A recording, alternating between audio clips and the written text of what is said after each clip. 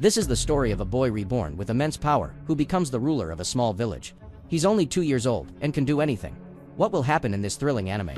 Stay tuned to find out everything. Hello friends, first, tell us in the comments what country you're watching this anime from. Our story begins with the main character recounting his past life. He was a regular salaryman, packed onto crowded trains daily on his way to work and returning on the last train. That routine life ended when he was transported to another world and installed as the lord of a remote village. He vows not to be silent. He'll develop this village using the incredible power he gained upon reincarnation. His name is Fan. He wakes up and sprints off, prompting his maid, Tile, to chase him, warning, "My lord, this is very dangerous. Don't look over there." Tile is utterly shocked at his 2-year-old intellect, wondering how he learned such complex words so fast. Little does she know, he's a reincarnated man retaining all his knowledge. They quickly bond. Tile is his devoted personal maid, delighted by his easy grasp of language. His father is Marquis Galban Virtuo, and his older siblings are Mauricia Yard and Sisto. Cut to a scene at lunch, where the maids are feeding the children. Fan reflects internally. He's a Japanese man, retaining his memories in this new noble body. His father asks his older son, Yard, about his studies, and Yard states he'll study fire magic and strong combat tactics. Sisto replies that he'll study magic as well. When the father asks, Fan, realizing his gaps in knowledge, suggests he should start with their nation's culture and history. The father laughs, having thought he spoiled his youngest son, born to his late wife, Mira. Despite Fan being only 2, the father sees him as clever, and is certain Fan will inherit his and Mira's powerful fire magic, securing the Virtuo family's future. He places huge hopes on Fan's magic aptitude evaluation. When he turns 8, Fan realizes the importance of magic aptitude in this world. Nobles must possess one of the 4 basic elements, fire, water, wind, or earth, for offensive and defensive power, while any other aptitude is considered a disgrace. He notes that his father and brothers all possess one of the 4 core elements. Fan later goes to his room with Tile to study. He learns about the soul port for sailing, and the sea monsters that prevent ships from sailing elsewhere. When he asks about the country's races, Tile begins to list elves and dwarves, but stops, thinking it's too complicated for a child. Fan insists he wants to learn everything, including magic tools. The maids explain that magical crystals, gems, rocks, and minerals can store magic, allowing the creation of magic tools linked to one's aptitude. Just then, Esparta, the chief butler and a longtime talented servant of the Marquis, enters. Esparta places a stack of books before Fan. Knowing Fan is 2, and learning the basics, he tests Fan's arithmetic. Fan admits his reading is poor, and he can only manage basic addition and subtraction. When Esparta gives him a complex problem, Fan gets it wrong. Esparta then declares he will be Fan's tutor from now on. Fan is terrified of the stern butler. However, thanks to Esparta's rigorous instruction, Fan learned to read and write within days. He spent the next 2 years studying from dawn to dusk. By the age of 4, Fan is training with Tile, who defeats him, making him sad.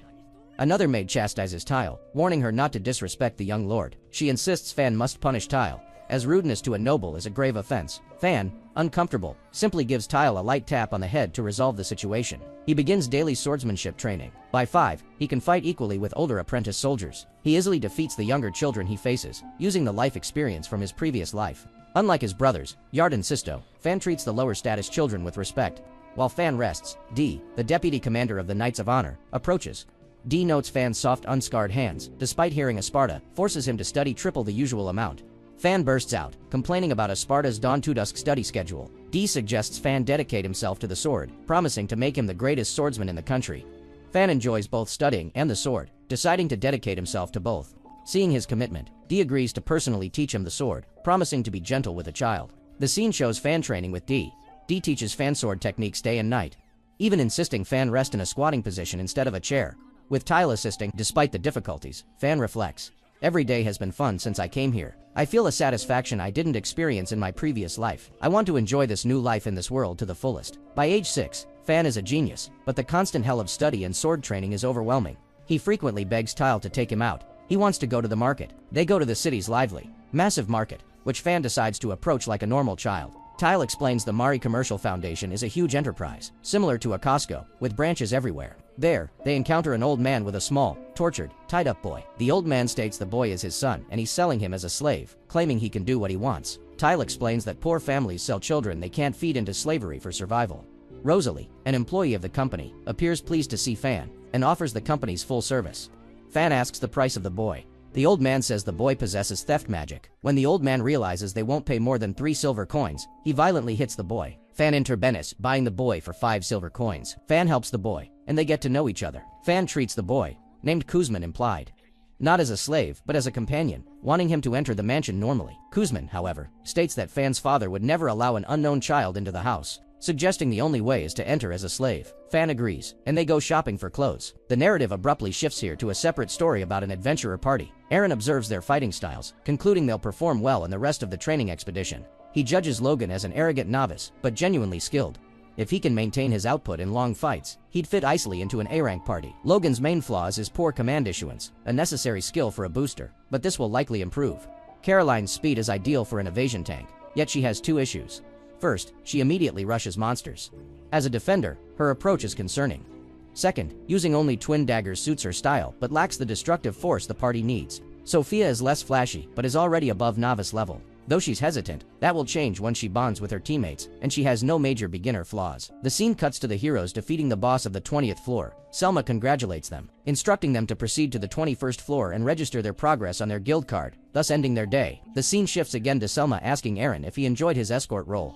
Eren replies that Group 10 has potential but lacks teamwork, and he is concerned about Caroline. Selma assures him Caroline has improved significantly, and then they part ways. Eren is then shown holding a front-page article about the hero party, announcing a new booster has joined.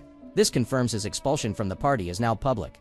He regrets they didn't wait until the training mission finished, worried the news will affect how trainees view him.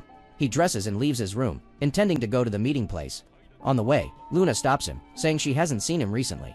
Eren reflects that even when other members grew colder, Luna remained unchanged, having been absent due to a family matter when he was expelled. He asks if she needs anything. Luna asks him to return to the party, insisting they need his strength. Eren doubts the rest of the party agrees, especially after the newspaper article. Luna clarifies it's her request alone, promising to try her best to convince everyone if he comes back. Eren debates her sincerity, but tells her he can't and won't return after the public news. Luna apologizes, admitting she hadn't read the paper. She reminds him of a promise they made. Eren pulls his hand away, stating the promise made by him, Oliver, and hurries broken since Oliver was the one who expelled him. He apologizes and walks away, thinking to himself that while he wanted the three of them to remain a unit, there's no going back. His time there is over. Our episode today begins with Van and his friends inside the carriage. He uses his production magic to transform a wooden stick in his hand into a knife, hoping it will be a useful tool to benefit from. He then informs the group that they are close to arriving at the village. He tells Kamsin that if he does not feel comfortable there, he can return to the Marquise's palace, as Van can release him from his slave contract. He adds that if Kamsin speaks to his brother Mortia, he will ensure he is treated well. However, Kamsin objects, stating that he has decided to dedicate his life to protecting Van from any danger and will always remain by his side. Van is overjoyed to find someone who loves him to such a degree. Suddenly, the carriage comes to a halt, and the commander informs them that the village is under attack. They all disembark, and Van realizes that while the village is surrounded by a wooden fence, it is useless against the arrows fired by the enemy, forcing the villagers to maintain a slow, turtle-like defense. The enemy numbers approximately 50, outnumbering the soldiers accompanying Van. Commander D asks to join the battle, but the adventurer Ortho objects, arguing that their numbers are too few and they will be defeated. D replies that he is aware of the danger and the heavy losses they might suffer, but insists they will eventually succeed in driving out the enemy. Ortho counters that they were tasked with only one mission, to ensure the boy Van reaches the village safely, and he will not agree to a battle that will get everyone killed. D tells him not to speak nonsense, declaring that this village is their master's first territory and its people are his first subjects. If they do not protect them when they are in danger, what purpose do they serve? He then asks the adventurers not to join him in the main battle, but to focus solely on protecting Master Van. Ortho agrees to this arrangement. However, Commander Sparta objects, reasoning that if Commander D dies, the village will have no future even if they save it from the current attack. Sparta reveals that he is a mage, and they can rely on him. He proposes a plan. He will first erect a defensive wall, and then the adventurers will launch attacks from a distance. When the enemy becomes distracted by this, Commander D and his men will attack from the flank, using a series of surprise attacks to increase their chances of victory. However, Van objects, refusing to accept a plan that endangers Sparta's life. Deciding that he will never expose any of them to danger, Van announces that he will act as the bait himself. Everyone is shocked and immediately refuses. Teal offers to take the role instead, and Kamsin offers the same, but Van insists he does not want anyone dear to him to face danger. Van declares he will charge directly with the carriage while the others attack from the sides. He draws his sword and says, "Even if I die, what better ending is there than the death of a ruler for the sake of his people?" and it does not matter if you leave my corpse behind. Announcing my death would only cause problems for our family anyway. Commander Ortho then recalls a moment when he was sitting with friends, mentioning his mission to protect Prince Van. Van had come to thank him, and after Van left, the friends had mocked the boy as useless. Returning to reality, Ortho approaches Van and tells him that while they all entrust their lives to him, he will not allow a small child to be endangered. Pluriel and the other knights agree, affirming their readiness to protect Van with their lives. They decide to execute Sparta's plan. Sparta creates a defensive wall, and the group launches arrows from behind it. The enemy is surprised by the sudden appearance of the barrier and charges to attack. Seizing the moment, Commander D's men attack from the left and Ortho's men from the right, successfully ambushing and eliminating the enemies who had swallowed the bait. The enemy is then surrounded from all sides, and Ortho and his men begin to eliminate them. Fear strikes the remaining enemies, causing them to flee in different directions, drastically reducing their numbers. A turn of events that greatly favors the adventurers. Deciding to change tactics, the enemy leader targets the other side of the wall. Pluriel attempts to stop him, but hesitates out of fear. Seizing the opening, Van strikes him from behind, followed by Kamsin, who delivers a finishing blow to his chest with his sword. Van then orders everyone to stay focused on what is ahead, as the enemy will likely concentrate their efforts on them. Ultimately, the battle ends in a decisive victory for Van and his group,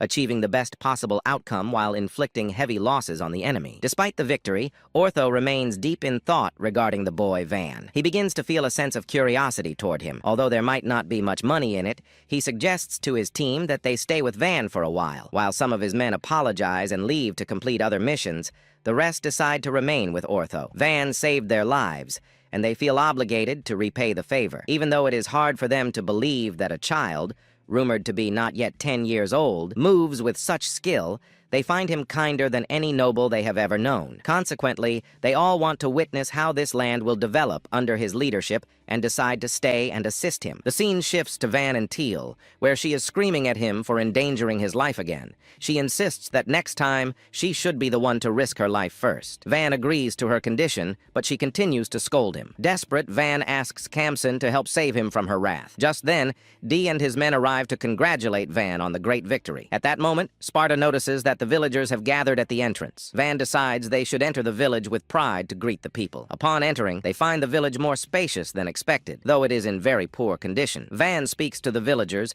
introducing himself as their new lord. The village chief, a man named Rhonda, steps forward to thank him for saving the village, noting that they have been attacked multiple times this year alone. Van is surprised that the village is targeted so frequently. Rhonda explains that knights used to guard the area when it was part of the Verdinano territory, but that protection ended when the village was incorporated into the Fertio territory, threatening their survival. Van apologizes to the chief, admitting that his father, Marquis Fertio, was unaware of the small village's situation. The chief becomes upset, interpreting this to mean that small villages with negligible tax contributions are deemed unworthy of protection. Van asks him not to complain about the state of the kingdom, as it won't help them. He acknowledges that the nobles bear great responsibility, and that the flaws in the laws enacted by the kingdom's founders, the House of Bellernight, are the root cause, but they cannot change the laws. Instead, they must find a way to secure the village's safety. He proposes a three-step plan. First, produce something valuable so the kingdom cannot ignore the village. Second,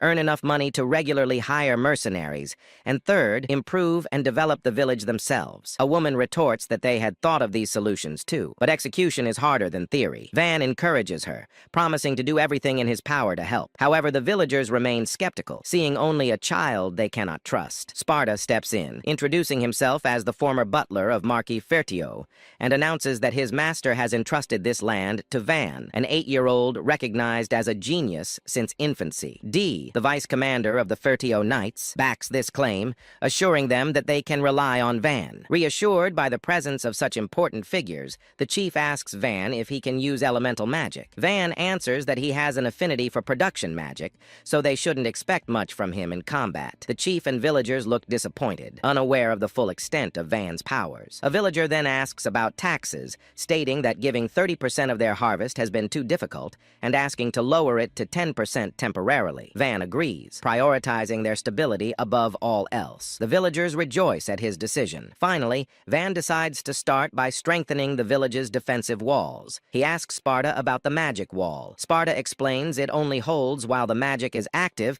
and will turn to dust once his mana runs out, so they need something solid. Van asks him to build a temporary earthen wall, and Sparta immediately proceeds to do so. Sparta erects the wall using magical power. Van mentions that he wants to dig a trench to slow down the attackers, but Dee advises him to leave the digging of pits to the knights. Van appreciates the idea, realizing that everyone's cooperation is essential. If they unite, the village will be reborn stronger than ever. The scene shifts to Teal asking Van what he is doing. He explains that he was thinking of experimenting with production magic. Feeling a warmth slowly rising from the pit of his stomach, Van tells himself that as the mana reaches his fingertips, he must sense every wood fiber. He then binds them together to make them stronger, like twisted threads, weaving them with high precision to create a dense wooden block. When Teal asks what it is, he explains that it is a block of fibers, similar to nanofibers. Ortho arrives and finds a pile of these blocks. After Teal informs him that Van made them, Ortho discovers they are lighter and harder than he expected. Teal asks Van if he has depleted his mana reserve, but Van replies that he doesn't feel drained, even though he knows production magic usually consumes so much mana that creating a single item is difficult for most people. He then uses his magic to craft a sword. Kamsin takes the sword, promising to cherish it. Van then creates an axe for Teal, but she seems annoyed. When Van asks if she dislikes axes, she admits it is a wonderful axe that amazed her, but Van feels sorry for her reaction and decides to make her a cute accessory later. Later, Van sits alone, feeling his body ache. Having camped outside for so long without a bath, he feels filthy. He looks at the sleeping Teal and Kamsin, realizing that although they act fine, they must be exhausted as well. He decides they need to secure their basic needs before focusing on reinforcing the village defenses, leading him to consider building a house. In the morning, Van, Teal, and Kamsin are busy building a house. One of the men approaches and asks what they are doing. Van explains they are building a home. The man notes that this location hasn't been used as a public square for some time, and suggests it is the perfect spot for the Lord's mansion. Van thanks him, promising that once they have a surplus, he will work hard to hold a grand harvest festival. Van wonders if he is capable of creating something as large as a house. He uses his magic to construct the columns and four corners, defining the size with fine wires that penetrate deep into the ground to anchor strong, towering pillars. He then creates the floors and walls to connect them, finally adding the roof. When he finishes, everyone is astonished by the house. Van realizes his magical power is useful to everyone, though he looks at the structure and admits it turned out a bit larger than intended. And so, the anime episode comes to an end. If you enjoyed the video, please hit the like button, and don't forget to subscribe to the channel and turn on the notification bell to stay updated with all our new content. What if one man could build an entire village in a single day? From instant houses to looming monster attacks, Van's power is about to change everything. Let's jump into today's episode. If you want it more dramatic or more casual, tell me and I'll tweak the tone. The episode begins with Van in the village, where he manages to build a house in an instant, leaving everyone in awe. This house is far more suitable for land management than elemental magic, making his skill truly intriguing. However, Van believes that offensive magic remains superior for protecting people, as they would feel more secure under a lord who masters it. Kamsin disagrees, stating he would rather live in Van's city than Lord Jalpa's. He explains that while strength matters in war, people seek a ruler who improves their daily lives, and no one meets those needs better than Van. Astounded that he built an entire house alone, surpassing the capabilities of ordinary production magic users, the villagers become excited. Van decides to build houses for everyone if they provide the timber. The village chief also requests new homes, as their current ones are collapsing due to harsh weather. Though Van finds the prospect of doing all the work at once exhausting, he sees their miserable living conditions and decides to radically renovate the village. Van builds a whole new neighborhood in moments, replacing the old, dilapidated shacks. He explains his method as pre-planning, based on blocks of 4 houses with wide, grid-like streets. To avoid inequality, he makes all the houses identical for now, promising to customize them with stone once resources are available. Overwhelmed with gratitude, the villagers watch as Van also constructs a simple public bath next to his manor. Pluriel uses water magic to fill the tub, while Kamsin heats it with charcoal, creating a Goman-style bath. While Till and Pluriel enjoy the hot water, they praise Van's brilliance, noting that even at age 2, his knowledge rivaled adults and he was a prodigy who consistently defeated soldier boys in swordsmanship. Meanwhile, Van and Camison bathe after a tiring day. Camison expresses his desire to become as strong as Dee to protect Van. Just then, Dee and his men join them in the bath. The next morning, thanks to the combined efforts of the knights and villagers, a great trench is completed around the village. To bolster defenses and secure a water source for drinking and bathing, they decide to turn it into a moat. Esparta and his men begin diverting water from a nearby river, digging a trench dozens of meters long. While Dee and Camison work manually, Van follows behind to reinforce the bottom and sides of the canal. Despite the massive scale of the project, the shared goal makes the labor feel light. They believe that improving conditions will attract merchants and lead to a peaceful future. Van estimates the work will take a week, but the team works with such vigor that they finish much sooner. By the end of the day, everyone is exhausted except for Dee, who wants to continue as a form of training. The following morning, the connection to the river is finalized. Van thanks his men for their hard work over the past day and a half. As they open the gate and water flows into the moat, the village celebrates. Thinking ahead, Van worries about potential flooding during heavy rain and suggests creating a lake behind the village. Esparta agrees, noting it could serve as a reservoir during droughts, and they decide to proceed with the plan. Talia speaks up, saying, "Can you believe this?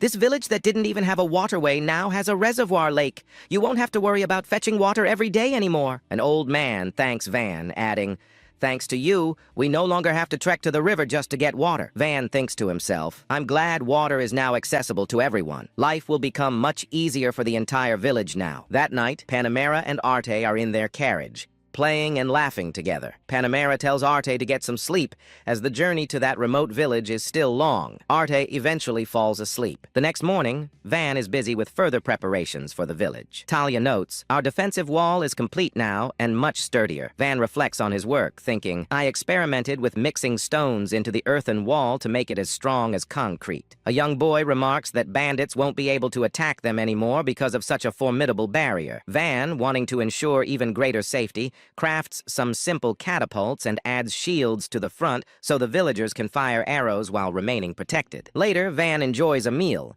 deeply impressed by the food. Esparta mentions that while protecting the village is vital, they must address its internal economy. He notes they have no connections except for traders who might visit once a month. Van says he can provide houses and furniture, and the village crops are enough for food. However, Esparta points out they lack spices and the ingredients for the baked sweets Van loves. Frustrated, Van shouts, "Let's think of something the village can sell. Don't hesitate to share your ideas." Camison suggests selling the wooden blocks Van creates or hunting monsters for resources, but Van rejects these ideas. Esparta notes that finding something unique to sell from this village will be a challenge. In the forest, a boy tells Van how much he is loved. When Van asked the men to test their weapons, they refused, not wanting to damage gifts from him. Van replies, "I'm happy you cherish them, but if you don't know how to use them, you won't be able to protect yourselves when needed." He discusses a shield made from orc skin, sturdy yet flexible. Camison strikes it lightly, not wanting to break it, but the shield shatters anyway. The boy bursts into tears, and everyone is shocked that a wooden weapon could cut with such sharpness. Suddenly, Ortho appears with some minerals to sell. He explains that the deep forest at the foot of the Wolfsbrook Mountains is swarming with powerful monsters, which is why they find so many rare minerals without even entering the mountains. He presents iron ore, copper, silver, and even a bit of gold. Then, he shows them mithril ore. Ortho explains that mithril is usually only discovered during official surveys by the Knights of Honor due to its rarity. Van realizes that if these are found at the base, the mountains must be full of resources. Van takes the iron ore to use immediately. He experiments with it, noting that since he didn't melt it for purification, he isn't sure of its purity. He decides to make an iron shield for the boy and crafts a sword as well. Van tells the boy, "Since you're my first customer, I paid extra attention to the decorations." Van uses his magic to craft a long sword, leaving everyone speechless. When the adventurers ask him to make swords for them as well, Van asks, "Is it so well made that even professionals like you want one? Since you brought me the raw materials, I will craft weapons for you adventurers for free." Pluriel remarks, "I won't know for sure until we test it, but I think you could sell these for a very high price." Esparta then observes, "I haven't heard much about extracting minerals from forests instead of mountains, unless there is a damas, a dungeon, or mana-rich site. nearby. Ortho asks, "Do you think there's a Damas here?" Zara replies that no one knows for sure since the area hasn't been properly surveyed. Esparta explains that discovering a Damas would radically change their situation. People and goods would flow into this village from everywhere. Van realizes the weight of this. A new Damas? The village's importance would skyrocket if we found one. Esparta adds that these sites are national treasures, filled with precious gems and resources. Usually, once the guild hears of a new one, they open a branch in the nearest town. However, Van notes that the village lacks the resources to host the guild right now. Esparta warns that while adventurers and merchants would come, the village lacks the food, infrastructure, and facilities to support them. Furthermore, Van worries that neighboring nations, most likely the Ferdinando province, might attack out of greed for the resources. Ortho suggests they should avoid looking for the Damas for now. Plurial asks if the Knights of Honor would be sent immediately if news got out. Van points out the core problem. "The issue is that I am the outcast of the Vertio family. If they learn the land I was exiled to is valuable, they will just move me somewhere else." Plurial suggests that Van must develop the village and achieve significant results before the discovery, making it harder for the Vertio family to intervene. Ortho agrees they should avoid potential Damas sites while gathering resources. Van thinks to himself that the adventurers are being loyal, as they would profit more by reporting the discovery. Later, while walking through the village with his maid, Van says, "It seems we are doing well in terms of housing, so I think this concludes our temporary renovations." Till asks, "Haven't you exhausted your mana reserves yet?" Van explains that he stops when he feels fatigued, though Till notes he seemed to be crafting things all day long. Suddenly, someone screams, "Disaster! Armored lizards are approaching from the main road! Everyone get behind the walls!" Van immediately takes command. "Raise the drawbridge and close the gates!" He addresses the villagers, saying, "I know you are all afraid to fight and that people might get hurt, but everyone's life depends on this battle. I will fight for everyone here, but I cannot protect everyone with my strength alone. Lend me your strength so we can protect this village together." And with that, today's episode ends. If you enjoyed the video, please hit the like button, and don't forget to subscribe to the channel and turn on the bell icon to receive all our latest updates.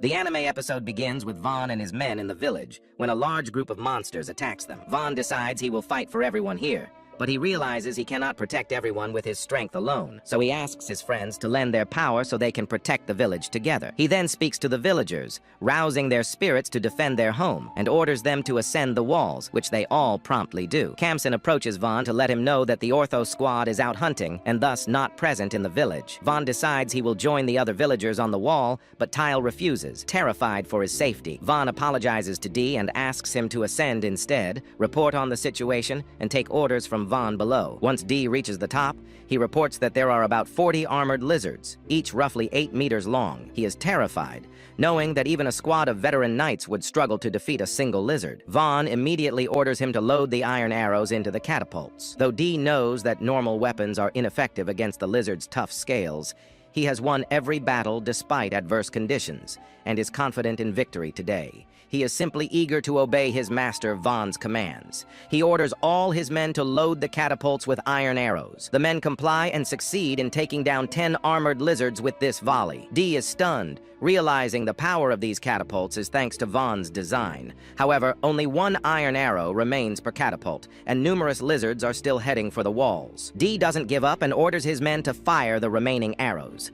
A second group of lizards falls, but the iron arrows are depleted, and the village is doomed unless they act fast. Vaughn ponders their next move and suggests to Dee that they use wooden arrows. The men scoff. Wooden arrows would be useless against armored lizards with steel-like scales. Dee commands them to silence and obey their Lord Vaughn, stating that Vaughn has surpassed his expectations countless times. He is the one who saved the village from bandits and then rapidly developed it. Dee affirms he will now place all his trust in him. He orders his men to load the wooden arrows and prepare to shoot. The men follow his orders and are astonished to find they successfully wiped out all the armored lizards. Vaughn and his men have won, defeating every enemy threatening the village without a single casualty or loss of material, despite using few arrows. Dee is, as always, astonished by Vaughn, deeming him greater than he imagines and destined for true greatness when he grows up. Afterward, the villagers set about butchering the lizards, separating each part. They were instructed to carefully preserve the eyes and fangs and discard the organs, but first,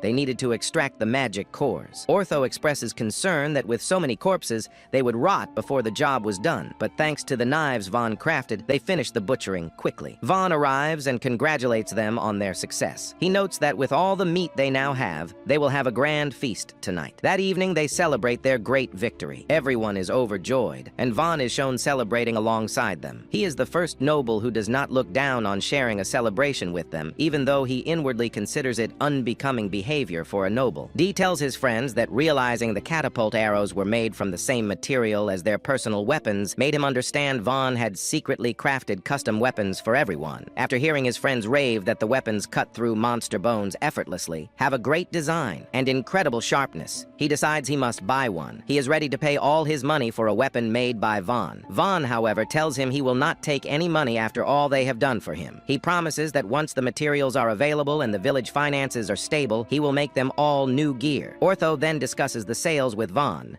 explaining that selling the armored lizards to a merchant would earn them about 20 gold coins each, but most of the meat would spoil. After accounting for the spoiled meat and transportation fees, they would net about 8 gold coins per lizard carcass. With 40 carcasses remaining, they stand to earn over 300 gold coins. Vaughn mentally calculates this gold as being worth 300 million yen in Japan. Asparta interjects, explaining that any village or town earning over 100 gold coins is required to pay 50% in taxes to the marquis. Vaughn suggests keeping the earnings a secret between them, but Asparta warns they would be exposed immediately by selling such a large quantity. Vaughn is disappointed that he will only earn 150 million yen equivalent, but his greater concern is that his father will learn the true value of the village. If the Marquis discovers this place is valuable, he will exile Vaughn to another remote region, destroying his chance at a quiet life here. Asparta proposes a solution. They will inform Lord Morkia and credit the glory of the victory over the armored lizards to Vaughn's elder brother. The following morning, merchants arrive at Vaughn's village, specifically seeking him out, because they know he is the son of Marquis Fertiofor, the one they called the Prodigy. Vaughn asks their names and company. They introduce themselves as being from the Mari Chamber of Commerce. Vaughn welcomes them. They enter the village and are greatly surprised. Bill exclaims, "You defeated this number of armored lizards. This small village eliminated powerful creatures that even adventurers fear. I will buy everything from you. I will bring more men. You can expect to wait about a month until we transport it all." Vaughn replies, "We will take some of the meat for free since it won't last, and we also have high-quality weapons. Would you like to take a look?" They inspect the weapons and are deeply impressed, telling Vaughn, "We will pay the asking price for them too." Vaughn then thinks to himself, after they refuse to sell the weapons outside the village, that these two brothers are attempting to monopolize them. How naive. He then tells them, if two merchants start traveling the same route selling these weapons, everyone will figure out they are made here. It would be better for you to find a way to maximize profits before widespread sales begin. You could perhaps open a store right here in the village. When they agree, Vaughn uses his magic to instantly construct a store for them. They thank Vaughn and are delighted. The scene then shifts to the manor, where Asparta tells Vaughn, "Considering future development, I believe we should build a fortress city to accommodate 10,000 people. We can't start with just 1,000, as the village is developing too quickly. 10,000 is a small number, and as this land is further developed, we will need many more people to protect the village and manage its facilities. I have an idea of the kind of fortress city you want. Square fortresses are the most common." Vaughn replies, "I am thinking of a star-shaped fortress city. Attackers will be forced to spend time trying to occupy the protruding points, salients, to reach the center. If they ignore them and attack the main wall directly, they will be fired upon from 3 different directions." A young man enters, announcing, "An envoy from the neighboring Ferdinand County has arrived." Vaughn then goes to meet the envoy, who is Viscountess Panamera, promoted from a lower post. The young girl introduces herself as Arte, offering greetings on her father's command and hoping for mutual understanding. Vaughn says, "I am grateful for your journey from afar to this humble village." Panamera remarks, "You are a little younger than Arte, yet you appear very composed." When Vaughn asks the reason for their visit, Panamera laughs, saying, "Because you are only 8 and realize that. Your assessment is correct. You were assigned land between our county and the kingdom of Yelenitas. Count Ferdinand fears this is a sign of Fertio's inappropriate ambitions. However, sending a child nicknamed the Prodigy here suggests you are not skilled in elemental magic." Vaughn tells them, "The truth will be exposed even if I conceal it, so I will confess now. You are right, as I have no talent for elemental magic. However, the Count's other fears are unfounded. My father simply exiled me here." Panamera doesn't believe him, arguing, "In a short time, You transformed a remote village of 100 people into a fortress, and replaced the old buildings with new ones. Even the lowest estimates suggest 5,000 men were sent with you to convert this remote village into a new military base. Vaughn laughs mockingly, saying, "Allow me to correct your misunderstanding. My father only permitted me to take Kamsin and a wagon loaded with luggage. My family did not see me off." She then presses him about the presence of his major domo, knight and maid. Panamera asks D, "If so, how do you explain the presence of your major domo, knight and maid?" D replies, "My master Vaughn's talent with the sword and his limitless generosity suggest a great future for him. So I came willingly. I received immediate orders from the Knights of Honor to return, but I ignored them. Vaughn tells D he will be expelled from the Knights if he continues to defy them. Esparta tells Panamera, "I am an old man, as you can see. When I learned that my Lord Vaughn was coming to the countryside, I saw it as a perfect opportunity to retire and accompanied him. Now I teach my Lord Vaughn everything I know as an elderly mentor." Vaughn muses internally. "What a troublesome cover story for me." Tylee informs her, "Though Lord Vaughn is a noble, he never despises those of lower status like me. Lord Vaughn cares for others more than anyone else, so I wish to serve him forever." Panamera is surprised by their devotion to Vaughn. She then asks Vaughn, "How do you explain the transformation of the village?" Vaughn replies, "Allow me to show you directly." He takes her to an open area, states he will build a wall, and then uses his power to instantly construct it. Panamera is astonished, saying, "You are truly a superior elemental mage, but this wall will collapse as soon as it runs out of mana." He then transforms the wall into a strong, permanent structure, telling her this fulfills his goal. They are stunned by his power. Arte's family member asks him, "Excuse me, what exactly is your magical aptitude?" Vaughn replies, "I have the aptitude for production magic. Society calls it the most unfortunate type of magic. As soon as my father discovered I had production magic, he banished me from home. That fool doesn't know my true power. What a waste. With your power, the Marquis could have expanded his influence tremendously." Panamera says, "Enough. I am not entirely convinced, but I understand. I was actually tasked with proposing marriage to Lady Arte." Vaughn thinks to himself, "So, Lady Arte was sent here as an envoy for this reason." He tells Panamera, "Take your daughter and leave me be. I intend to continue strengthening and developing this fortress city, but I am not looking for conflict. As long as the Count understands that, it's enough. There is no need for marriage." Panamera says frankly, "I was originally against Lady Arte's engagement. You were appointed the lord of a remote village at a young age.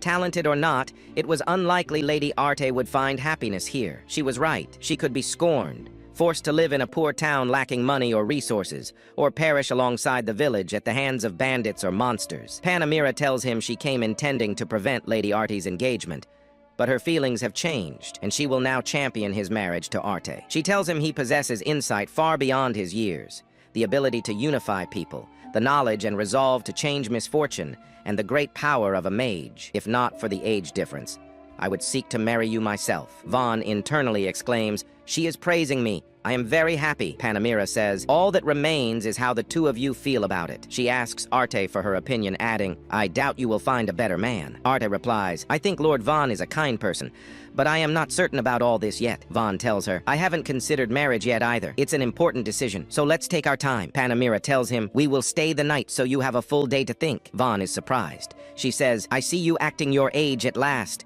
You've finally shown me a vulnerable side that was absent since we arrived." She asks Arte, "If you want to spend the night here, you can stay in Lord Vaughn's manor." Arte replies, "I cannot sleep in the same room as a man." Panamera says she will share a room with Lady Arte. "Do you have an extra room, Lord Vaughn?" Vaughn tells her he will instantly build an inn. Vaughn uses his power to construct the inn, and they are impressed by his speed. They then proceed to the dining table. Lord Vaughn asks Arte, "Did you like the meal? When more ingredients are available, I can prepare desserts too." Arte tells him it was very delicious. Vaughn asks about her interests. She replies, "I like cute things." He asks her what kind of cute things. She replies, "Flowers and dolls." He responds, "I haven't seen many here. Will you show me some later?" She tells him she has some dolls in the carriage and will show them tomorrow. Tyle then asks, "May I come to see them too?" Panamera then tells Arte, "I think I should go to sleep. I'll see you tomorrow." Arte thanks Vaughn for the day and tells him she was very nervous when she thought she would be engaged. "But you are a very kind man, and that comforts me greatly." She departs. Vaughn thinks to himself, "I guess this means I didn't leave a bad impression." Next, we see Esparta talking to Lord Vaughn, saying, "Since the Count sent Lady Arte with the marriage offer, she must not be an elemental mage either." Vaughn thinks to himself, "It must have been hard for her to say she was exiled. Just like it was for me, I must prioritize Lady Arte's wishes now. If she can't return home, she can live here, regardless of whether we marry. And if she wants to return, she is free to do so. Arte returns to the house, and Panamera asks her, "Did you confess to him already?" Arte replies, "No, I did not." Panamera tells her she planned to leave tomorrow, but asks, "Should we stay a few more days?" When Arte goes to sleep, she thinks to herself, "Perhaps I will try to start a conversation with Lord Vaughn when I see him tomorrow." Somehow I look forward to tomorrow for the first time. Thus ends today's episode. If you enjoyed the video, please hit the like button and don't forget to subscribe to the channel and enable notifications for all our new content.